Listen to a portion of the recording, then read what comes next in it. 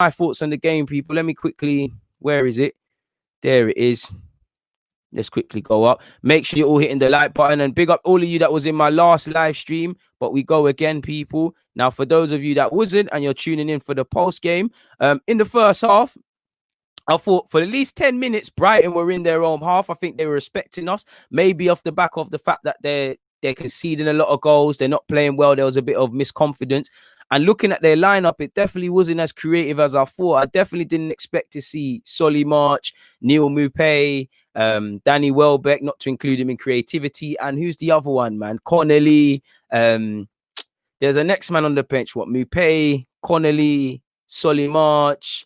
Toss up, people. I didn't expect to see all four on the bench. I thought Brighton, when I think of Brighton, I think of set pieces. I think of, a spirit. I think of a good manager in Graham Potter, but I think of good technical players. And I think I don't know if they were not in form, if they were scared of Arsenal, if they were scared of the resurgence, but I think they set out a bit too defensive. If I was Graham Potter in hindsight against this Arsenal team, and definitely what I expected, for like 10 minutes, they were in their own half. For 10 minutes, we were aggressive. For the first 10, we was aggressive pressing them. You saw Holding and Xhaka try to find long passes for Martinelli and Aubameyang into space. I was watching, I was like, hold on, all right, cool. We might be doing what we're doing with the Chelsea thing.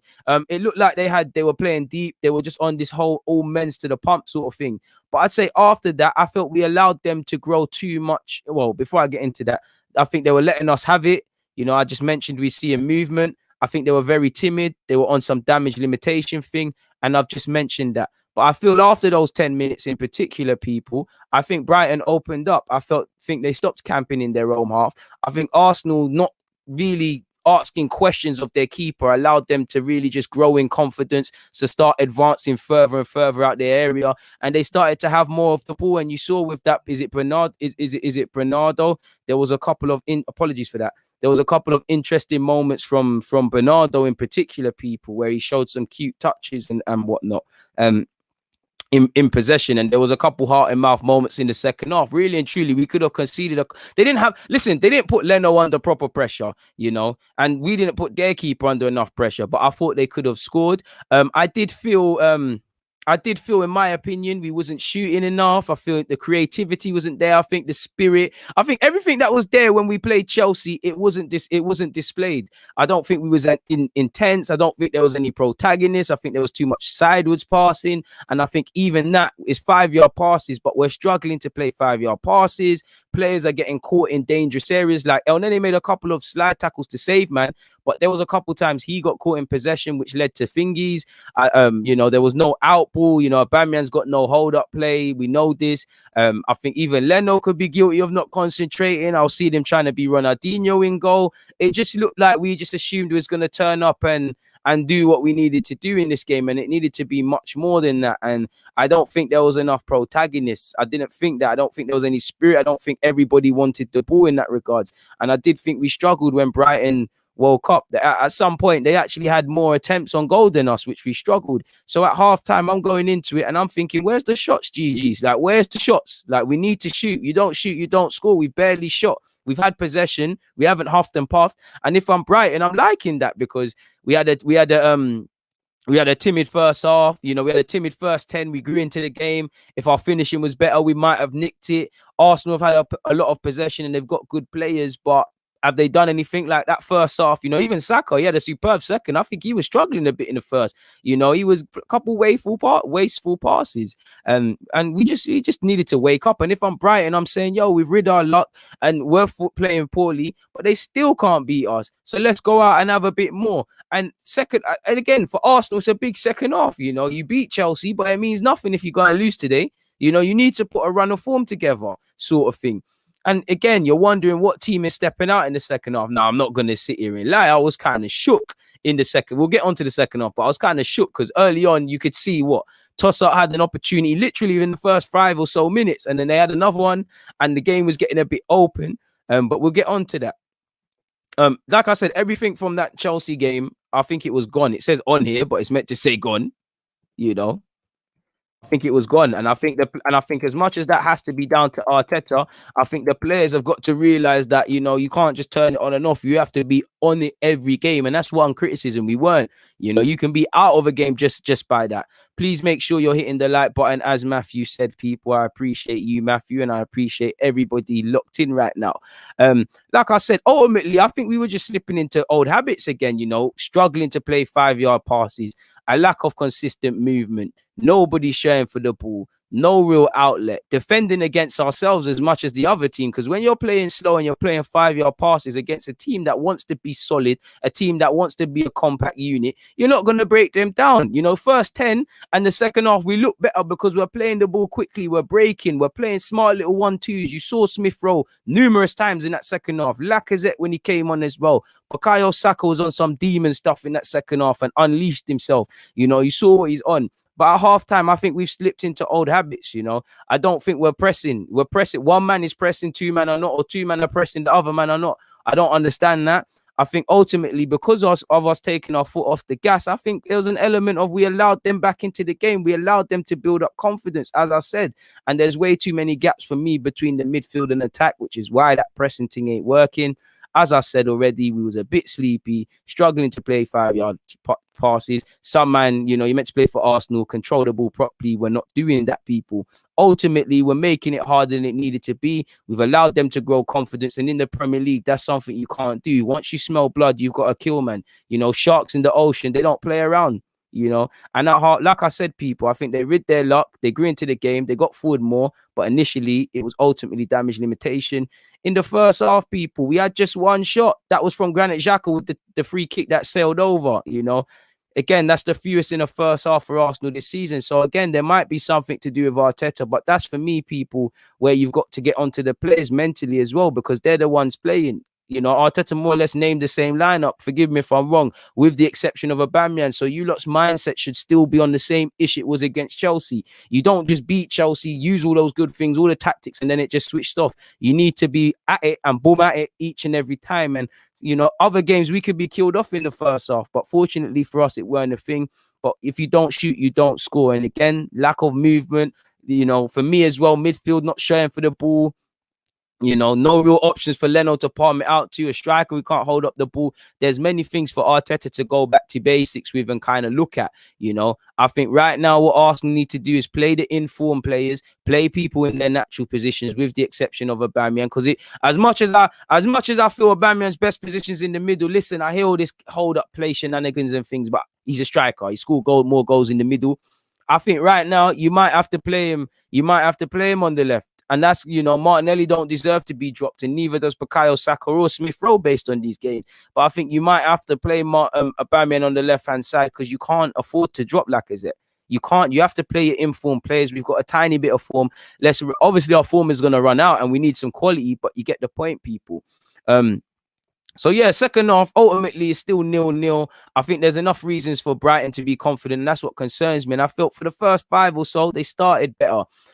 And then I could see what I liked. I started to see gaps. I don't know what Arteta said to them at halftime. I hope he's drummed into them that they need to play football. But to a degree, what I hate is sometimes we don't skip out a man. Like, if we're playing up from the back, the ball doesn't need to touch the centre halves all the time. It don't need to go to the centre halves before it goes to Bellerin or Tini. Sometimes you can just knock that first time.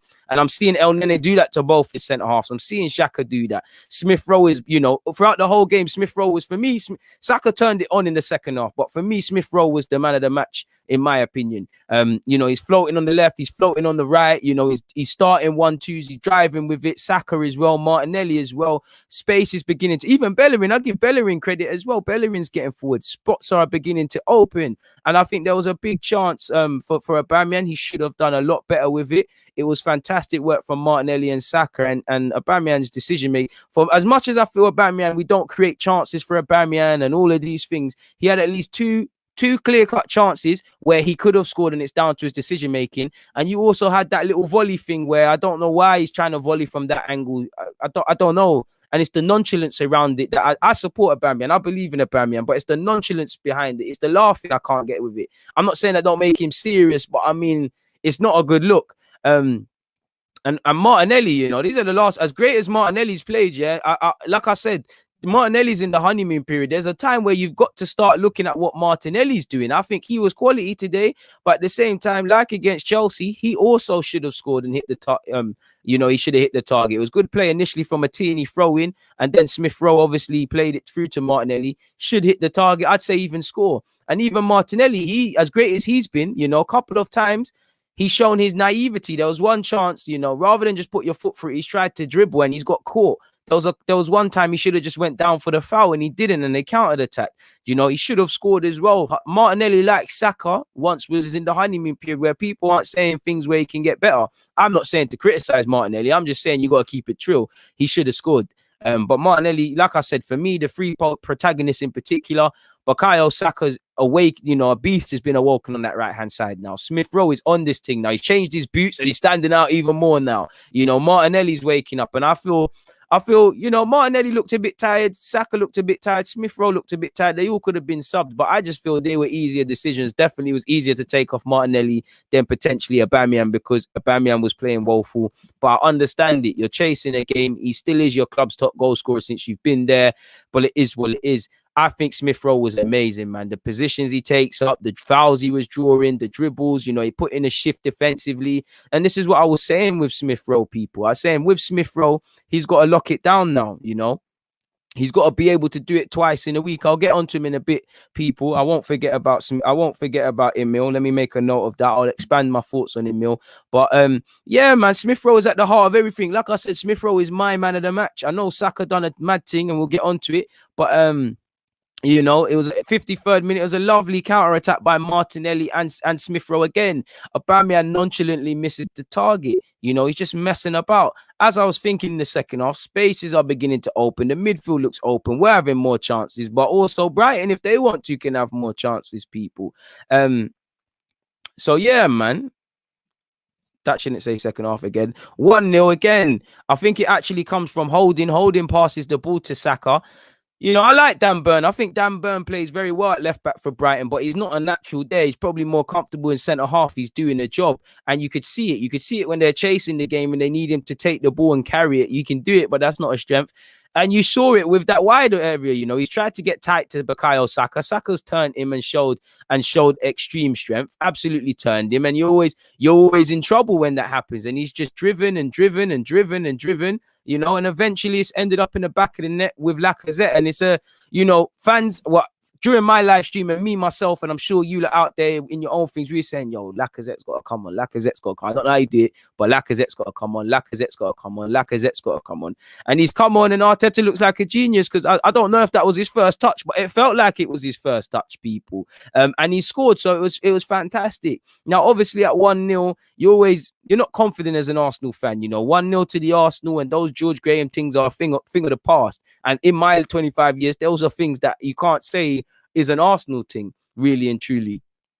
But I did feel like we could get another goal. I was kind of thinking, and I'm sure you all were, if we don't get another one, they might score. But I think we did all right, man. Second half, we turned it on. If I'm harsh, I don't want to keep saying we need to wait to the second half to turn it on. I did feel in the first half, we should have been a bit more expansive and braver in possession, which I didn't, which I don't think we was. How much of that can be done with our current level of personnel? Personally, I'm not too sure, people, because the front four, the front options, you got Smith-Rowe, you got Saka, you got Aubameyang, you got Lacazette. Let's not forget about Reece Nelson. I listen, Pepe can still be something in this team. I don't mind if we cut our losses, but he can still be something. We need movement. We need braver passes. Those players I've named have got to be braver, but also at the same time, you need braver midfielders. And I don't feel Xhaka tries to play the pass, but he can't do the pass good enough too often than not. And he needs too much space. I feel El Nene hides. So I don't think we can see the best of that attack until we see an improvement in midfield. Obviously, Partey is one of them. Without Partey, we're struggling for a genuine option in midfield. And obviously, I feel with Gabriel, if you had Gabriel, I'm not criticizing Marie and Holding, but I think if Luiz and Gabriel played today, there might have been a bit more bravery on the ball and things like that. And I'm not talking about, I'm not even talking about Louise. I just think I don't think we're going to defend greatly as a team until our midfield is better and we get a couple better defenders. And I don't think we can excel until we have better servicemen on the ball, because what I was hating in the first half, and it happens to even Pepe. Pepe is not relevant, but you could see it. Our players were very narrow. They were, and maybe that's where our youth, if we look at it on a different level, our youth showed their inexperience. Because like you saw, Martinelli wasn't holding his position, very narrow. Clearly, Emil's been told to float about and be free, but he was floating about a lot. Saka is dropping deep to the halfway line, and if it doesn't matter if it's Saka, if it's Pepe, if it's the best winger in the world, if I'm a left back and I'm playing against a winger and they're at the halfway line, I'm happy with that, because unless they show some brilliance, it's not going to happen. You might get the instant, the first moment where Saka doesn't have to go searching for the ball. He runs at Dan Burn and causes him problems. Before that, he's collecting it on the halfway line. How many men have you got to beat before on the halfway line before something can happen? And I think that all comes from our midfield. They're all off, Martinelli, Saka, Smith-Rowe, they're all the further front three, and then obviously you've got Aubameyang by himself up front, but they're the front four man. Before it gets to them, you need the midfield, and our midfield is meaty. And I do think, this is where us fans, we need to keep the energy. I know we've been getting smacked up left, right, and center. We've been struggling. So these two wins, these 6 points, it's amazing. It will take the pressure off the players, Arteta to a degree, and the sort of wolves that are out. But we've got to take the same energy, people, because like you saw, this game could have went. I'm not saying Brighton caused my trouble and stuff, but it could have went either way. My point being, we need to keep the same energy. We need to force change. I'm not saying the manager thing. We need to ask Kroenke or do what we need to do to make change, because this team can only go so far without investment. And I feel with the wins, these are going to shut things up. It's only when we do get that eventual lose that man want to sit down and say, yo, we need to make change. We need to do this. We need to do that. I think we've got to keep the same energy. Because if I'm honest with you, excluding the centre halves, but I'm just going to mention Gabriel to make a point. When you're missing Gabriel, Partey, you've missed the Aubameyang for a couple of games, form or not, yeah? Any team's going to struggle without their key players. But football, for me, I think football's a squad game. 38-game period. As we just talked about earlier with Aubameyang and Lacazette, players are going to lose form. Players are going to be injured. Other things are going to happen. You're still going to need to do the business. So I think you need a squad. Obviously, you can't have 25 quality players, but I don't think there should be a significant drop-off when we're missing certain key players, like what can be seen. We've missed Martinelli's infectious nature. If Saka even, we shouldn't be relying on Saka to a degree. The very fact of our games are being decided of a 19-year-old, whether he's on it in the first half or on it in the second half, speaks volumes of the stature he is, the sort of individual Saka is, and how much we love Saka, but also where this club is at, because it's almost harsh that Saka can't afford to have a bad game, and he should be. He's a 19-year-old. We know he's a phenomenon. We know his bad games are a rarity, but in the first half, you saw it, He struggled a bit. He turned it on in the second. And for me, if I'm the more experienced players, they need to be looking at that and patterning up, in my opinion, respectfully. But we did what we needed to do, people. My ending thoughts, I don't think Lacazette deserves or can be dropped currently. I don't know what I'll go on for Aubameyang today. And Pepe's in a lot of trouble, especially with Martinelli now on the left-hand side. You can't even go there. Reece Nelson's probably, down your back and looking at you. Pause. And you've got Bukayo Saka. I think Smith-Rowe was amazing, people. I think Smith-Rowe was amazing. In fact, this is getting clipped up. So when did we talk about Smith-Rowe? Let's wait 7 seconds before I talk about Smith-Rowe, just so I can say it's the 36th minute, people. Smith-Rowe, absolutely amazing today, yeah. Let's not go over the top with him, because he is going to have bad games. He's been thrown in the deep end, 2 starts, 2 good results.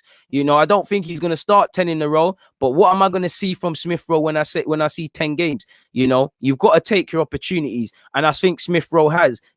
For me, I think the only thing that will hold Smith-Rowe back is injuries and mentality. His mentality is spot on, but he's got to believe he's made for this level. And I've seen that in the last 2 games. Before that, I've seen a man that's probably conceded too much, that he's playing with Premier League ballers and things like that. Injuries, mentality, and consistency. That's what all these young players are going to live or die by. I still think Smith-Rowe needs to eat some hard food and get a bit stronger, but they're there. What I saw today, forget the technical ability. I'll get onto that. the mentality. I'm seeing himself throw himself into tackles. I'm seeing him drop back. I see him make one important, so not a slide tackle, but some sort of interception in the first half in our area. You know, second half, he showed his quality. He's amazing when he's driving at players. Fantastic 1-2s, you know. On the counter attack before we scored, you saw him driving. Smith-Rowe is an absolute baller. We need to take our time with him. You know, he still needs to develop a lot physically, in my opinion. We still don't know his true level if we're going to see this consistently. But I think he's a man we need to build upon. With these Hale End kids, they're going to save us. Not everyone from the academy is going to make it. So let's develop these players where they can be sold on to reinvest. But some of these players can help us. Some of them can be genuine first-team starters and rotation options. I see Smith-Rowe can't be dropped right now. You know, Smith-Rowe for me can go on and develop and be an Arsenal player, same way as Saka, Reece Nelson. You know, these players can be involved. Martinelli's not from Hale End, but the same. We've got to make these players of tomorrow. For me, there's nothing stopping Smith-Rowe. And for me, Smith-Rowe's the man of the match. I know Saka turned it on in the second half, and he was a joy to watch. And I've got a lot of love for Saka, but for me, Smith-Rowe was on it from first half to second half. I think he was. You know, I think he was amazing. I think Smith-Rowe had a quality game. I think he's only going to get better and better.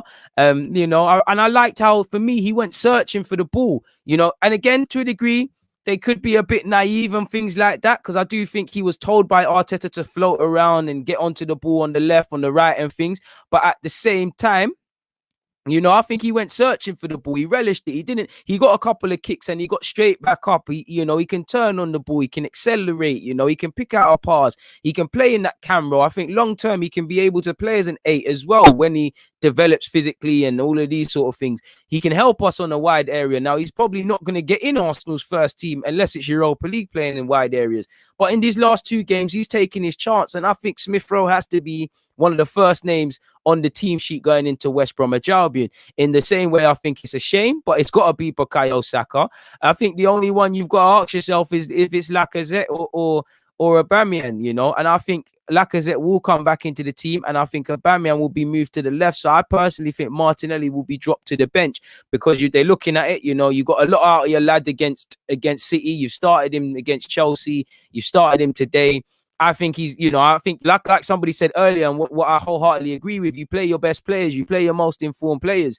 But I just think, you know, between Smith-Rowe and Martinelli, they'll be unlucky. I think Saka needs a rest, but we can't afford to rest these sort of guys. I think all of them look tired in the second half, but I did think it was easier to take off of Martinelli than Aubameyang, who probably deserved to be sent off. I mean, to be taken off personally, people. So I think he was quality. Yet again, it's another game where our young G's are the ones setting pace, and we've got to protect them because they're gonna have clangers. I would love to see Saliba get thrown in as well. You know, so again, Saliba's a defender. It's completely different. There's clearly a lot of politics, but it just feels like, yo, there's really a chance to breed some of these young players through and things.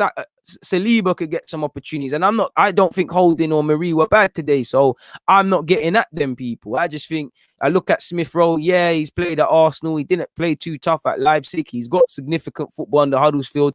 But what's different from him playing in the Championship to Saliba in the French division? So it comes down to personal preference. Of course, I know you can probably afford to have a bad game. If you have a bad game in midfield, you just look anonymous. If you have a bad game in defense, it can lead to a goal. I'm not saying that means one should get an easy ride. And I do think there's politics around it, really and truly. But this is a chance for us to blood these young players, to train them up. They're gonna have bad games, they're gonna have terrible games. Smith-Rowe is coming, you know, and I hope fans keep the same energy and support these boys because it's coming. You know, Saka, he's gonna have a bad game, and man are gonna get onto him. Martinelli, I saw a couple incidences now. I go like I said, you know, there was a couple incidences he's caught in possession. They could have led to goals. He should have scored today, like against Chelsea. You know, against Liverpool last season, did he not concede a penalty due to his over enthusiasm and things like that? I could be wrong on that regard, or it could have almost led to that. You know, there's going to come a case where the honeymoon period isn't going to be there. So let's avoid. My point is not that we shouldn't support them. Let's avoid giving them all of this energy and then, you know, just turning on them. Constructive criticism is not what I'm on about. I also feel today, people, as shown, apologies, as shown, We need new midfielders. I'm not going to lie. I don't think Xhaka and El Nene were terrible, but it showed their deficiencies in the first half. And again, this is what I'm saying. We need to be onto the board. We cannot let this energy drop just because we've won 2 games. We need to get these, you know, we need to pattern up, really and truly, people. Well, that's the only thing that's going to make us change. We need to change things. You know, we need the board to invest, you know. Still need business to be done. Like I said, ultimately it's an ugly win, but who gives a crap, people? We've won the game. You know, it's an ugly win. We've won the game. We've done what we've needed to do. I can't complain, people. I can't complain. I really can't complain. You know, Lacazette's probably the biggest talking point. It is what it is in that regards. What a man said. Nah, the way Deluded gets the Google Docs out is iconic. I appreciate that. Big up for the super chat, Tom. Love the show, DG. I've yet to see this lightning Aubameyang pace. Couldn't even outrun Webster at the end. Saka, man of the match, finally expressed himself, I feel. Personally, I think Smith-Rowe's my man of the match, but Saka is a well-deserved one. I don't know, man. Aubameyang looked knackered, and I do agree, man. I can't add on to anything you just said, man. I appreciate you lot, man. I appreciate you lot each and every time. Love for that. So removing that though, folks, really and truly, very quickly. I'm just making notes so when I can clip this up for those. We might as well review the player rating.